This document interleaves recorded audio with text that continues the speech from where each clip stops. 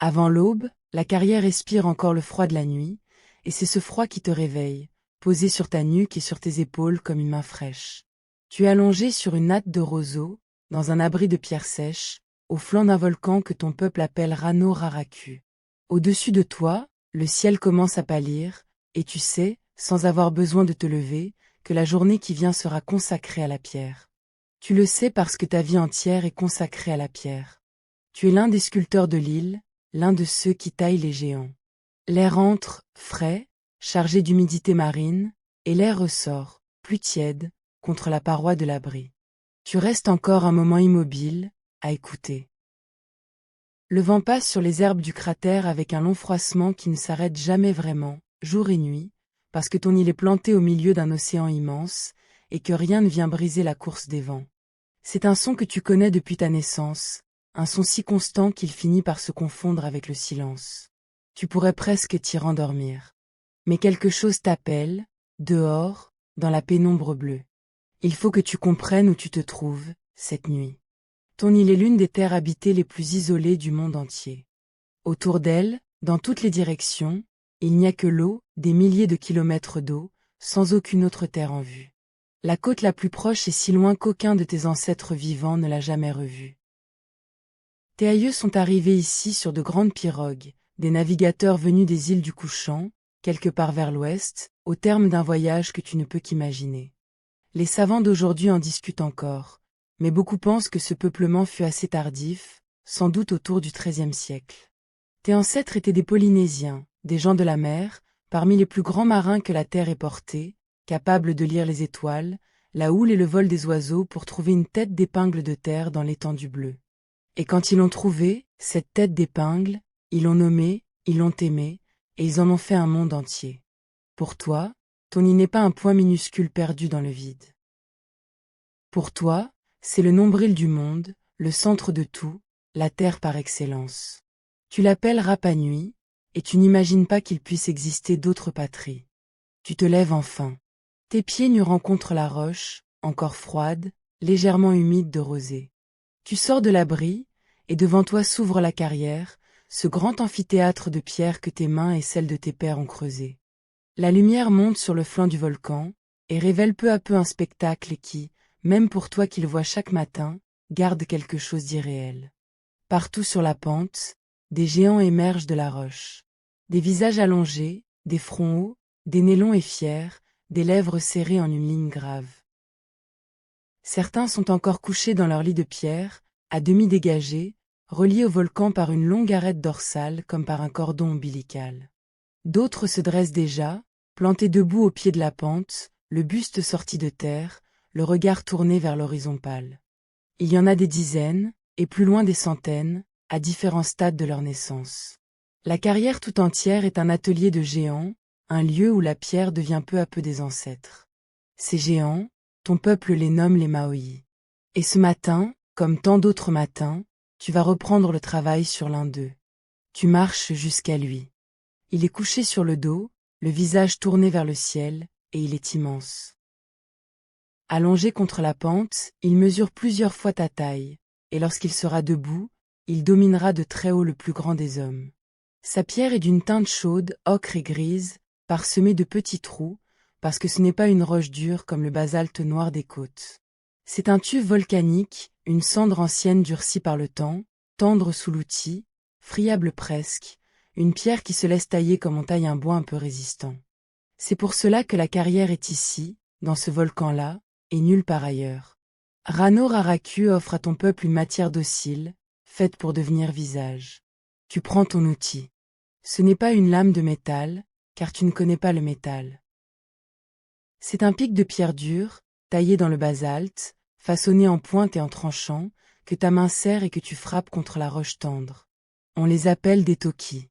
Tu en as plusieurs à porter, car ils s'émoussent vite et il faut sans cesse en reprendre un autre, en ravivant la pointe contre une autre pierre. Tout le travail se fait ainsi, coup après coup, éclat après éclat, à la force des bras et à la patience des jours. Tu te penches sur le visage du géant, et tu commences. Le premier coup résonne dans le froid du matin, un son sec, mat, qui se répercute contre les parois de la carrière. Puis un deuxième, puis un troisième, Et bientôt le rythme s'installe, ce battement régulier qui va emplir toute la journée. Autour de toi, d'autres sculpteurs se sont mis au travail, et les chocs des outils se répondent d'un bout à l'autre de la pente, comme une grande respiration de pierre. Des éclats sautent, fins, légers, et la poussière de tuf monte dans la lumière oblique du matin, dorée, en suspension. Tu travailles le contour du nez. C'est un travail délicat, qui demande de la justesse, car le nez donne au visage sa fierté. Tu suis une arête que tu as commencée depuis bien des jours, dégageant la pierre de part et d'autre, creusant les ailes, affinant la ligne. Tu connais ce visage mieux que ton propre reflet dans l'eau. Tu sais où il va, ce que tu veux qu'il devienne. Car un Maoyi n'est pas une statue quelconque. Un Maoyi, c'est un ancêtre. Il faut que tu comprennes ce que représentent ces géants, pour comprendre pourquoi ton peuple y consacre tant d'efforts. Les Maoyi ne sont pas des décorations, ni de simples ornements. Ils sont les figures des ancêtres importants, des chefs et des hommes éminents qui ont vécu avant toi, et qui, après leur mort, sont devenus quelque chose de plus grand qu'eux-mêmes. On les dit chargés d'une force sacrée, une puissance spirituelle qui circule entre les morts et les vivants. Quand tu sculptes un Maoyi, tu ne fabriques pas un objet. Tu donnes un corps de pierre à un esprit, une demeure durable à une présence qui veillera sur les tiens longtemps après que toi-même tu seras parti. C'est pour cela que les traits sont si graves, si solennels. Le front haut, les arcades marquées, les orbites profondes encore vides à ce stade, le menton volontaire. Ce n'est pas le portrait d'une personne précise, avec ses petites particularités, ses rides et ses sourires. C'est l'image d'un ancêtre idéal, d'une dignité hors du temps, un visage qui doit traverser les générations sans vieillir, sans changer, comme une montagne. Le soleil monte, et la chaleur vient avec lui. La poussière colle à ta peau, à ta sueur. Tu fais une pause, tu bois un peu d'eau dans une calebasse, et tu regardes le travail des autres. Tout près de toi, un homme âgé, dont les mains sont aussi sèches et dures que ses outils, dégage l'oreille longue d'un Maoyi presque achevé. Plus loin, des jeunes apprennent à manier le toki sur des blocs d'essai, et tu les entends rire entre deux coups maladroits. La carrière est une ruche, un lieu de vie autant qu'un lieu de pierre. Des familles entières vivent ici, autour des géants, nourris par les villages qui, en bas, dans les champs, font pousser les patates douces et les bananes pour ceux qui taillent. Car rien de tout cela ne serait possible sans cette organisation.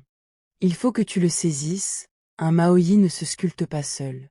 Derrière toi et tes outils, il y a tout un peuple. Il y a ceux qui cultivent la terre pour te nourrir pendant que tu frappes la pierre au lieu de planter. Il y a ceux qui pêchent le long des côtes, ceux qui tressent les cordes, ceux qui fabriquent les outils, ceux qui dirigent le travail et décident quel ancêtre sera taillé, et pour quel village. Une statue, c'est le fruit d'une société tout entière, accordée comme les voix d'un même chant. Songe un instant à ce qu'il a fallu pour en arriver là. Tes ancêtres ont quitté une île lointaine, vers le couchant, sur de grandes pirogues doubles chargées de tout ce qui fait un monde. Ils ont emporté des plants de patates douces, des bananiers, des poules, des graines, des outils, et la mémoire des champs qui disent les routes de l'océan. Ils ont navigué des semaines, peut-être, sur une eau sans repère, lisant la houle qui se courbe au passage des terres invisibles, suivant le vol des oiseaux qui rentrent au nid le soir, déchiffrant la carte muette des étoiles. Et ils ont trouvé Rapa Nui, ce point de roche volcanique surgi de l'abîme, et ils s'y sont installés, et ils en ont fait leur seul horizon. De cette traversée, il ne reste plus de pirogue, plus de voile, seulement la certitude tranquille d'appartenir à cette terre. Tu es l'enfant de ces marins. Et la pierre que tu sculptes, c'est ta façon à toi de tenir bon sur le pont d'un navire immobile, au milieu de l'océan. Le travail de la carrière a son langage et ses gestes, transmis de père en fils, de maître en apprenti. On apprend d'abord à reconnaître la pierre, à sentir sous l'outil les endroits plus durs et les endroits plus tendres, à suivre le grain de la roche pour qu'elle ne se brise pas où il ne faut pas. On apprend à doser la force du coup, ni trop faible pour ne pas perdre sa journée, ni trop fort pour ne pas arracher un éclat de travers. On apprend la patience surtout, car un visage de géant ne naît pas en un jour ni en une lune. Il faut des saisons. Il faut revenir chaque matin sur le même nez, la même joue, le même menton, et recommencer, et affiner, jusqu'à ce que la pierre cesse d'être pierre et devienne regard. Beaucoup de ceux qui sculptent ici ont commencé enfants, et beaucoup mourront la main encore calleuse, sans avoir connu d'autre métier que celui de donner naissance aux ancêtres. Tu reprends ton outil. La journée s'écoule, coup après coup. Le visage gagne en netteté, le nez s'affine, et tu commences à dessiner la ligne des lèvres, longue et droite, fermée sur un secret. Tu travailles aussi le torse, qui descend en dessous du visage, car le Maoi n'est pas seulement une tête. C'est un corps tronqué, un buste, avec des bras minces serrés contre les flancs, et de longues mains aux doigts effilés posés sur le ventre, autour du nombril. Cette pose, tu la reproduis comme tous les sculpteurs avant toi l'ont reproduite, parce qu'elle est juste, parce qu'elle est celle des ancêtres. Le soir vient. La lumière rougit, s'allonge, et les ombres des géants s'étirent sur la pente du volcan. Tu poses tes outils. Tes bras tremblent un peu de fatigue, cette bonne fatigue du travail accompli. Tu t'assieds au pied de ton Maoi, le dos contre la pierre encore tiède du soleil de la journée, et tu regardes la carrière s'enfoncer dans le crépuscule. Le vent reprend de la force, comme chaque soir, et fait ployer les herbes du cratère. En contrebas, au fond du volcan, il y a un petit lac, une eau sombre cernée de roseaux, qui réfléchit le ciel mourant. C'est un endroit paisible, presque hors du temps, et tu sens le calme du soir descendre en toi avec la fraîcheur. Tu laisses ton regard errer sur les géants couchés et dressés autour de toi, tous ces visages à différents âges de leur naissance, certains à peine ébauchés, d'autres prêts à partir. Il y en a tant que tu ne pourrais pas les compter. La carrière en a vu sortir près d'un millier au fil des générations, et beaucoup sont restés ici, jamais achevés, ou achevés et jamais emmenés, plantés dans la pente à mi-corps, comme une assemblée silencieuse qui attendrait encore son heure. On dirait que le volcan tout entier rêve, et que ses rêves prennent la forme d'ancêtres. Tu te demandes parfois ce que penseront, dans très longtemps, ceux qui découvriront ce lieu. Cinquièmeront-ils le travail, la sueur, l'amour qui s'y trouve? Comprendront-ils que chacun de ces visages fut un don, un acte de mémoire? Ou ne verront-ils qu'une énigme de pierre, muette et close? Tu ne peux pas le savoir. Tu sais seulement que tu fais ta part, comme ton père l'a faite, et que la pierre, elle, se souviendra. Une chouette passe au-dessus du cratère, silhouette brève contre le ciel qui s'éteint. Le petit lac, en bas, devient noir, puis se constelle des premiers reflets d'étoiles. La fraîcheur s'installe pour de bon, et tu ramènes ton manteau sur tes épaules. C'est l'heure où l'île tout entière ralentit, où les feux des villages s'allument au loin, points orangés piqués dans l'ombre, où les chants du soir montent par bribes, portés et déchirés par le vent. Tu te sens relié à tous ces feux, à tous ces gens, par un même labeur, une même foi, une même petite terre cernée d'un océan sans fin. Tu penses au chemin qui attend ce géant. Car il ne restera pas ici, couché dans son lit de pierre. Un jour, quand il sera fini, on le détachera du volcan, on le redressera, et il devra partir. Il devra quitter la carrière et rejoindre sa place, là-bas, au bord de la mer ou au cœur des terres, sur la plateforme qui l'attend. Et cette pensée, chaque fois, te ramène à la grande question, celle qui semble si simple et qui pourtant te dépasse. Comment fait-on marcher un géant? Cette nuit-là, tu dors d'un sommeil lourd, sans rêve, bercé par le vent. Et les jours passent, semblables et différents, chacun ajoutant son lot d'éclat à la grande œuvre. Le visage s'achève. Le corps prend sa forme finale. Vient enfin le moment où il ne reste plus qu'une chose, couper l'arête de pierre qui retient encore le Maoi au flanc du volcan, ce dernier lien dans son dos. C'est un instant grave. Une fois cette quille tranchée, le géant n'appartiendra plus à la montagne. Il appartiendra au voyage. On glisse des pierres et de la terre sous le colosse pour le faire basculer en douceur dans une fosse creusée plus bas, au pied de la pente. Et là se produit quelque chose que tu n'oublieras jamais, même si tu l'as déjà vu. Le Maoi se dresse. Glissé dans sa fosse, calé, redressé peu à peu à l'aide de cordes et de leviers de bois, il se met debout. Son buste sort de la terre, son visage se lève vers le ciel, et soudain ce n'est plus un objet couché que l'on façonne.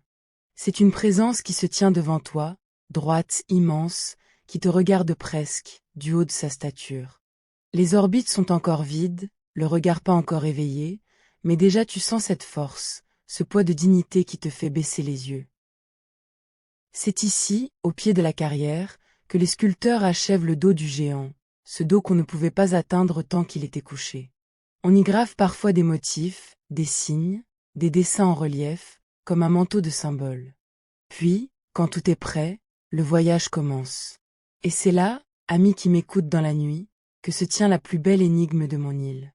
La question que les sages d'aujourd'hui, ceux qui viennent de très loin pour étudier nos géants, se posent encore. Comment avons-nous déplacé ces statues? Comment des colosses de plusieurs dizaines de tonnes, ô comme plusieurs hommes, ont-ils voyagé sur des kilomètres, depuis la carrière jusqu'aux plateformes du littoral, à travers les collines et les plaines de l'île? Réfléchis un instant à ce que cela suppose. Ton peuple ne connaît pas la roue. Tu n'as jamais vu de roue, et l'idée même ne te viendrait pas, car rien sur ton île ne roule. Ton peuple ne possède pas non plus de grandes bêtes de trait.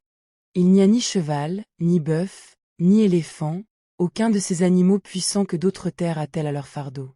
Sur Rapa Nui, il n'y a que des hommes, des cordes, du bois, et une volonté sans faille.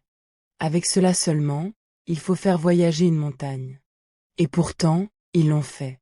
Près d'1 millier de Maoyi ont été taillés dans la carrière, et beaucoup, des centaines, ont quitté Rano Raraku pour gagner leur place sur l'île.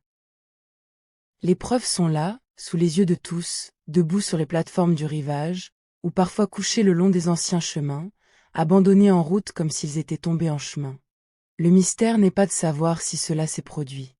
Cela s'est produit. Le mystère est de savoir comment.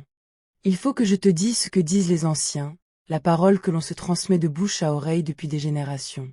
Quand on demande aux gens de l'île comment les Maoyi ont rejoint leur plateforme, ils répondent une chose étrange, une chose magnifique. Ils disent que les statues ont marché, que les géants se sont déplacés debout, par leurs propres moyens, en avançant pas à pas le long des chemins.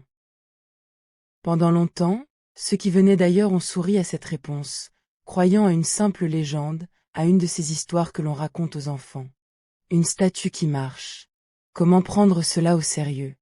Et puis, des savants ont eu une idée. Ils se sont demandé si la vieille parole ne disait pas, à sa manière, une vérité très concrète. Si elle ne décrivait pas, sous l'image de la marche, une véritable méthode de transport. Imagine le géant debout, posé droit sur sa large base. On attache des cordes solides autour de sa tête, de part et d'autres cordes à sa base. Des équipes se placent à gauche, à droite, et à l'arrière. Et alors, dans un effort accordé, on le fait pencher d'un côté. Le géant bascule sur le bord de sa base, et dans ce mouvement, l'un de ses coins avance un peu. Puis on tire de l'autre côté, et il bascule en sens inverse, et l'autre coin avance à son tour. À droite, à gauche, le colosse se dandine, et à chaque balancement il gagne du terrain. Il avance. Il marque. Vraiment, il marche, sur sa propre base, comme on déplace une lourde armoire en la faisant pivoter d'un angle sur l'autre, sauf qu'ici l'armoire est un dieu de pierre haut comme une maison. Des chercheurs ont voulu en avoir le cœur net. Ils ont fabriqué une réplique de Maoyi, fidèle en taille et en poids, et ils ont rassemblé une poignée de gens autour d'elle, avec quelques cordes. Et la chose s'est révélée vraie. À la voix d'un meneur, en tirant en cadence, ils ont fait avancer le géant debout, qui se balançait d'un bord sur l'autre et progressait pas à pas le long du chemin. La vieille parole disait donc vrai, à sa façon. Les statues ont marché. Non pas par magie, mais par l'intelligence d'un peuple qui avait compris comment faire danser la pierre. Cette idée est séduisante, et elle a pour elle la beauté de réconcilier la science et la mémoire des anciens. Mais il faut que je sois honnête avec toi, comme on doit l'être dans la nuit, quand personne ne cherche à se vanter. Tous les savants ne s'accordent pas sur ce point, et le débat n'est pas tranché. D'autres chercheurs pensent que beaucoup de Maoyi, au moins certains d'entre eux, ont plutôt voyagé couchés sur le dos ou sur le ventre, allongés sur des traîneaux de bois, ou roulés sur des rondins, traînés par de longues files d'hommes tirant à la corde. Cette méthode-là aussi est possible, et elle conviendrait peut-être mieux à certaines statues, ou à certains terrains. Peut-être les deux méthodes ont-elles été employées, selon la taille du géant, la longueur du chemin, la nature du sol. Peut-être faisait-on marcher les uns debout, et glissait-on les autres couchés. Nul ne le sait avec certitude, et c'est là toute la saveur de l'énigme. Ce qui est sûr, c'est qu'aucun mystère surnaturel n'est nécessaire pour l'expliquer. Pas besoin d'inventer des forces venues d'ailleurs, ni des visiteurs tombés du ciel. La vérité est plus belle encore que toutes ces fables. Ce sont des hommes, des gens comme toi, avec leurs mains, leurs cordes, leur bois et leur ingéniosité, qui ont accompli cela. Des Polynésiens, marins et bâtisseurs, ingénieurs sans métal, qui ont résolu un problème que beaucoup, aujourd'hui encore, peineraient à résoudre. Mais cette nuit, tu n'as pas besoin de choisir entre les hypothèses. Cette nuit, tu vis le voyage.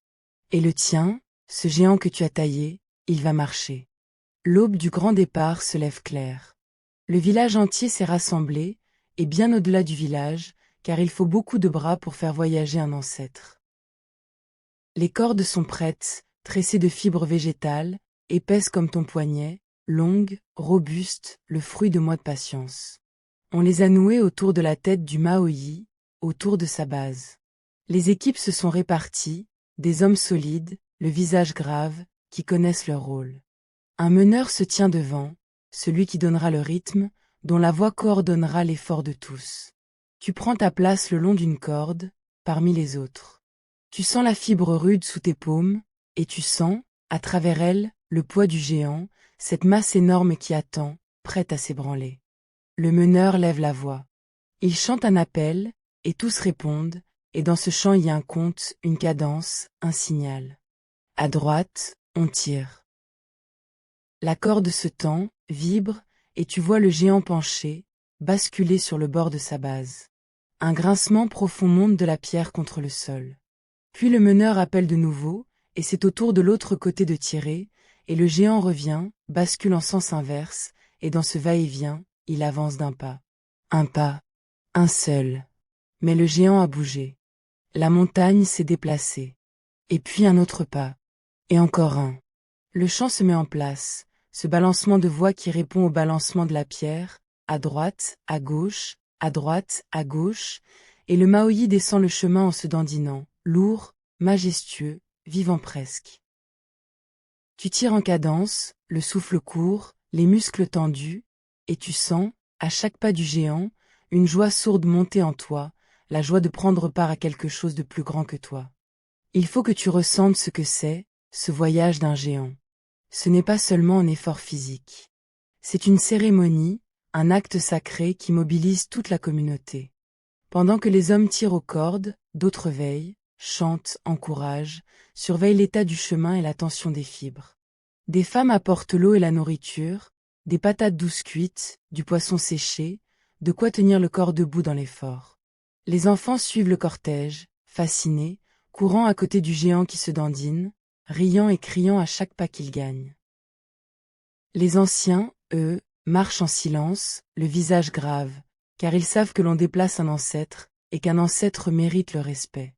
Tout le village est en marche derrière la pierre, comme une procession lente, et le chant du meneur donne à cette marche un cœur qui bat. Le chemin a été préparé de longues mains. Il est large, dégagé, son sol tassé et aménagé pour porter le passage des géants. On dit que beaucoup de Maoyi tombés que l'on trouve le long des anciennes routes sont des géants qui ont chuté en cours de voyage, basculés par accident, et qu'on n'a pas pu redresser. Tu le sais, et c'est pourquoi chaque pas est mesuré, chaque effort accordé.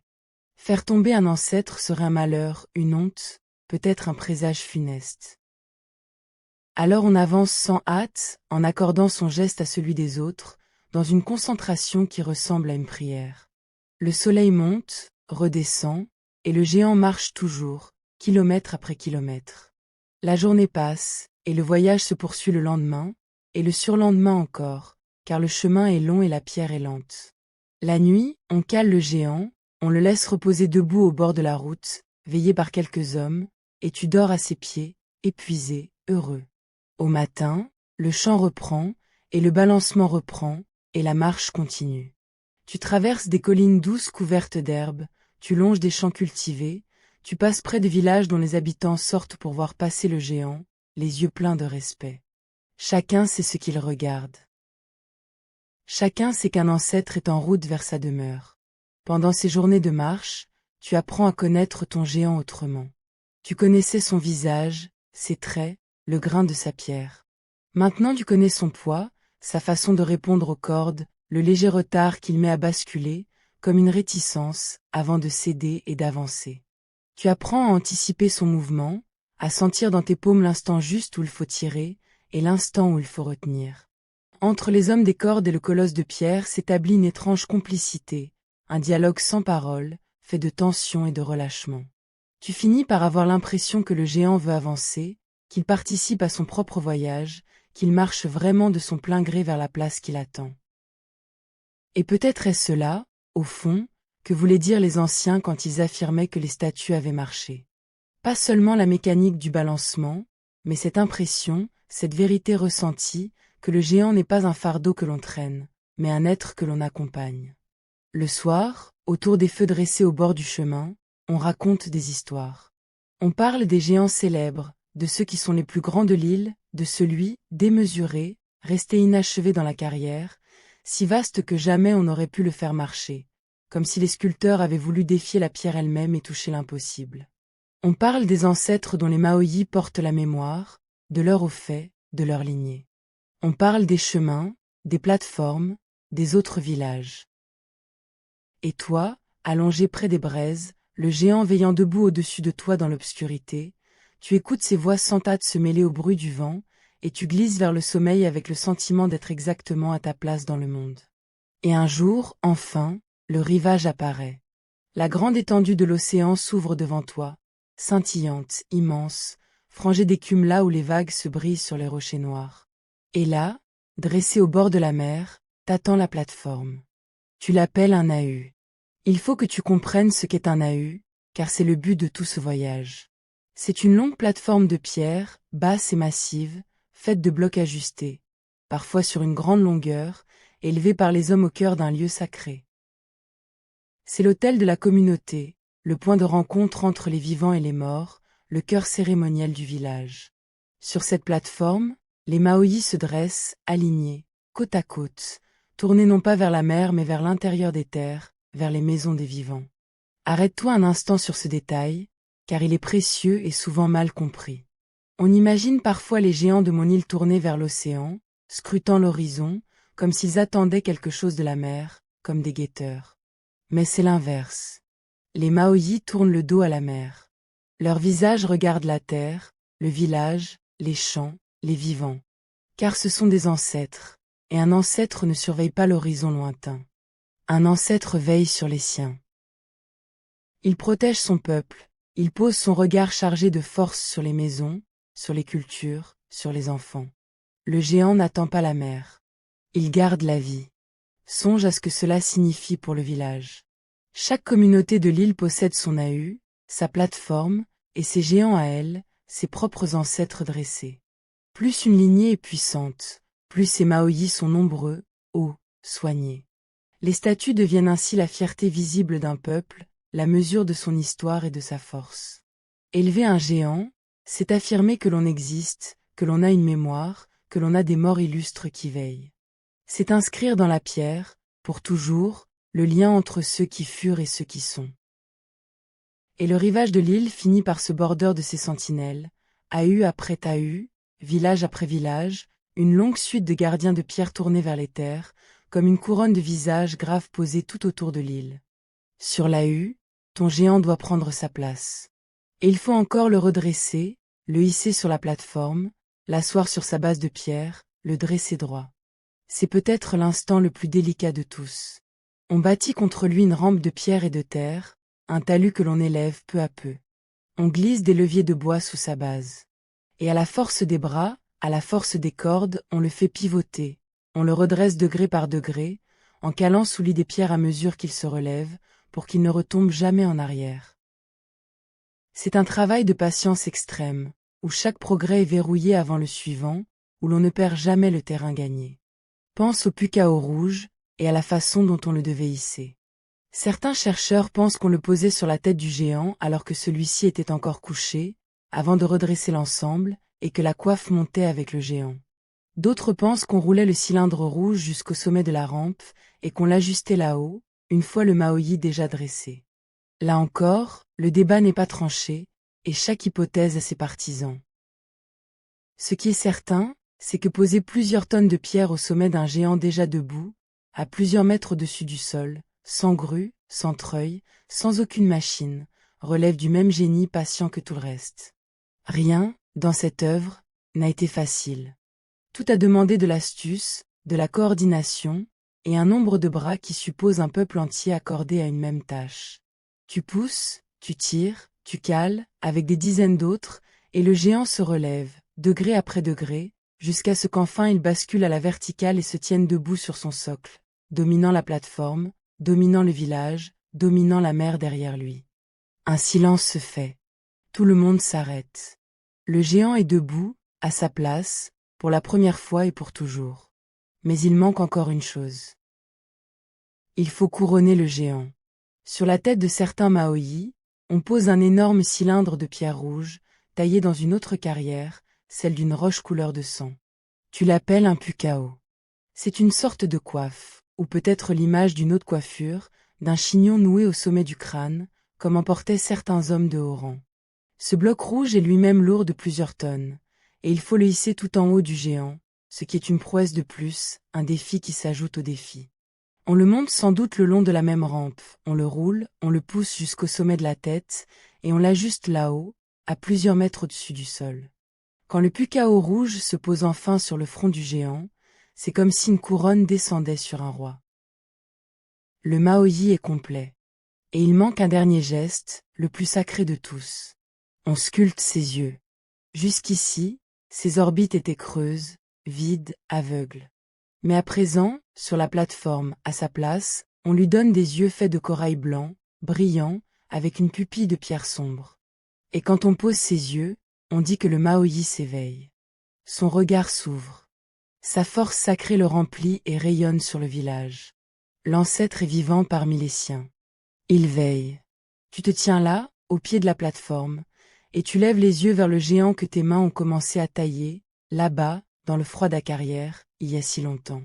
Il te regarde, maintenant, du haut de sa stature, les yeux de corail luisants dans la lumière du soir, couronnés de rouge, le visage grave et serein. Et tu ressens, au plus profond de toi, le sentiment du devoir accompli, et quelque chose de plus que cela. Le sentiment d'avoir relié les vivants aux morts, d'avoir donné au passé un corps qui traversera l'avenir. Tu as participé à quelque chose qui te dépasse, et qui durera bien après toi. Le soir tombe sur la hue. La mer s'assombrit derrière les géants alignés, et leurs ombres s'allongent sur le village. Le vent, toujours le vent, passe entre eux, et tu jurerais presque l'entendre murmurer dans la pierre. Tu t'assieds sur le sol encore tiède, et tu contemples l'œuvre de ton peuple, cette rangée d'ancêtres dressés face aux maisons, gardiens de pierre d'un peuple de chair. Tu te sens petit, et en même temps tu te sens immense, parce que tu fais partie de cela. Une cérémonie a lieu, ce soir-là, pour célébrer l'éveil du nouveau géant. On allume des feux au pied de la hue, on partage la nourriture des grands jours, on chante les chants qui disent les ancêtres et les routes de la mer. Les anciens récitent la lignée de celui dont le Maoyi porte la mémoire, remontant le fil des générations comme on remonte une corde, nœud après nœud, jusqu'aux origines, jusqu'aux premiers navigateurs qui ont posé le pied sur cette terre. Et toi, tu écoutes, et tu comprends que ce géant que tu as taillé n'est pas seulement une statue de plus. C'est un maillon dans une chaîne immense, un anneau de pierre qui relie les vivants de ce soir aux morts de jadis, et qui reliera, demain, ces mêmes morts aux enfants qui ne sont pas encore nés. La pierre durera. Les chants, les noms, la mémoire, tout cela passera par elle et lui survivra. Tu as fabriqué un pont par-dessus le temps. Très tard dans la nuit, quand les feux retombent en braise et que les voix se taisent une à une, tu restes seul un moment au pied du géant. Tu poses ta main sur sa base, sur cette pierre que tu as connue couchée dans la carrière, et qui se tient maintenant droite, vivante, les yeux ouverts sur le village endormi. Tu ressens, sous ta paume, le froid de la nuit qui gagne la roche, et tu crois sentir aussi, plus bas dans la masse, quelque chose comme une présence, une patience, une force tranquille. Tu n'as pas de mots pour cela. Tu sais seulement que l'ancêtre est là, désormais, qu'il veille, et que tant qu'il se tiendra debout, une part de ton peuple ne mourra jamais tout à fait. Maintenant, laisse-moi te parler d'une autre chose, ami qui m'écoute. Car ton île, des siècles après ton temps, deviendra célèbre dans le monde entier, et l'on racontera sur elle bien des histoires.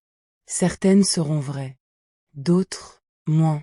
Et il y en a une, surtout, qu'il faut que je corrige avec toi, sans hâte, dans le calme de cette nuit, parce qu'elle a longtemps fait injustice à ton peuple. On a longtemps raconté une histoire sombre au sujet de Rapa Nui. On a dit que ses habitants, emportés par la passion des statues, auraient détruit leur propre monde.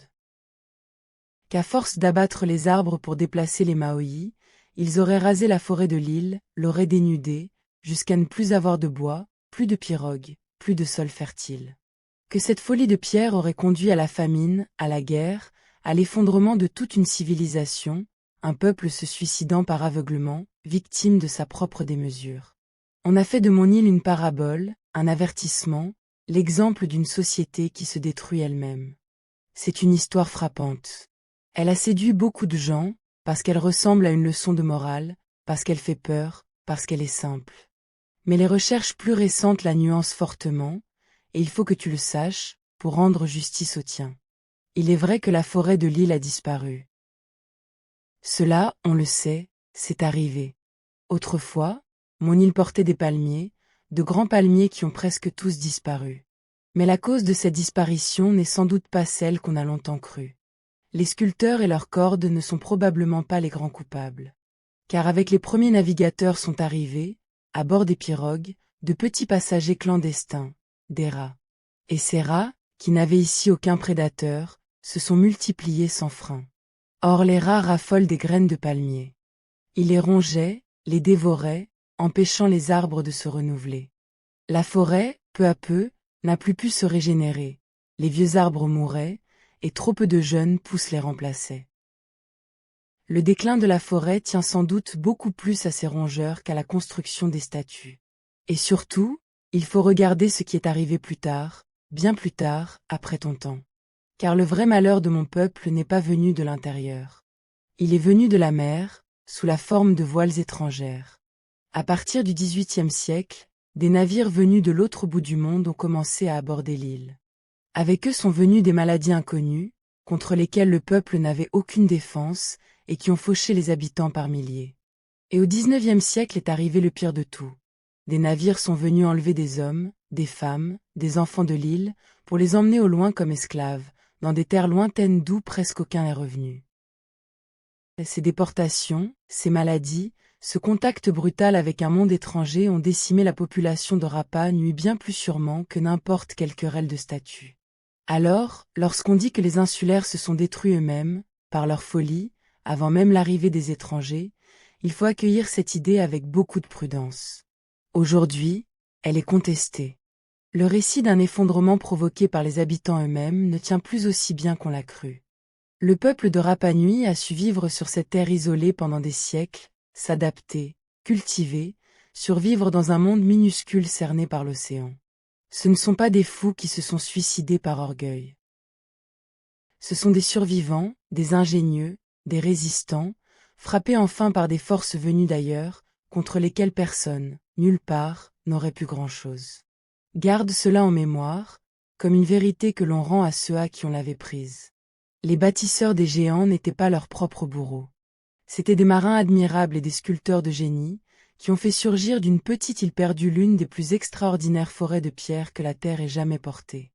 Et tandis que tu y songes, dans la paix du soir, laisse-moi encore te confier un dernier mystère, le plus discret de tous, celui qui dort dans le bois et la mémoire. Car ton peuple ne s'est pas contenté de tailler la pierre. Il a aussi inventé des signes. Sur des tablettes de bois, on a gravé de petites figures alignées en rangées serrées, des oiseaux, des poissons, des formes étranges, tout un peuple de symboles minuscules. On appelle cette écriture le rongo-rongo. C'est l'un des très rares systèmes d'écriture nés sur une île du Pacifique, et c'est peut-être le plus énigmatique de tous, car à ce jour personne n'a su le déchiffrer. Les tablettes qui ont survécu se taisent. Nul ne sait avec certitude ce qu'elles disent, ni même si elles disent au sens où nous l'entendons. Des chants, des généalogies, des calendriers, des prières peut-être. Le secret, pour l'instant, demeure entier, gravé dans le bois et fermé comme une porte sans clé. Et puis il y a, partout sur l'île, d'autres traces plus discrètes encore, qui parlent de la vie quotidienne plutôt que des dieux. Des maisons de pierre en forme de longues barques renversées, des fours creusés dans le sol, des poulaillers de pierre, des jardins abrités du vent par des murets bas où poussaient les plantes les plus fragiles. Des roches couvertes de gravures, oiseaux, visages, créatures mi-hommes mi-bêtes, témoin d'autres croyances et d'autres fêtes qui ont suivi le temps des grands Maoïs. Car l'histoire de monde, il ne s'est pas arrêtée avec les géants. Les hommes ont continué de vivre, d'inventer, de changer leurs coutumes, d'honorer de nouvelles figures, comme le font tous les peuples du monde. Une île n'est jamais figée. Elle se transforme, sans cesse, au gré des saisons et des générations, et chaque époque y laisse sa marque par-dessus la précédente, comme des couches de pierre patiemment déposées. Tant de mystères pour une si petite île, tant de beauté pour un monde si isolé. Et tous ces mystères, vois-tu, ont la même réponse au fond, l'intelligence et la ténacité d'un peuple. Pas de magie, pas de prodige venu d'ailleurs. Juste des hommes, debout sur leur terre étroite, qui ont regardé la pierre et y ont vu des ancêtres, qui ont regardé l'impossible et y ont vu un chemin. La nuit, maintenant, est tout à fait tombée sur la hue. Les géants ne sont plus que des silhouettes sombres contre le ciel constellé, et au-dessus d'eux brillent les mêmes étoiles qui ont guidé tes ancêtres jusqu'ici, à travers l'océan sans bornes. Tu es allongé de nouveau, au pied de la plateforme, enveloppé dans ton manteau, et le sol garde encore un peu de la chaleur du jour.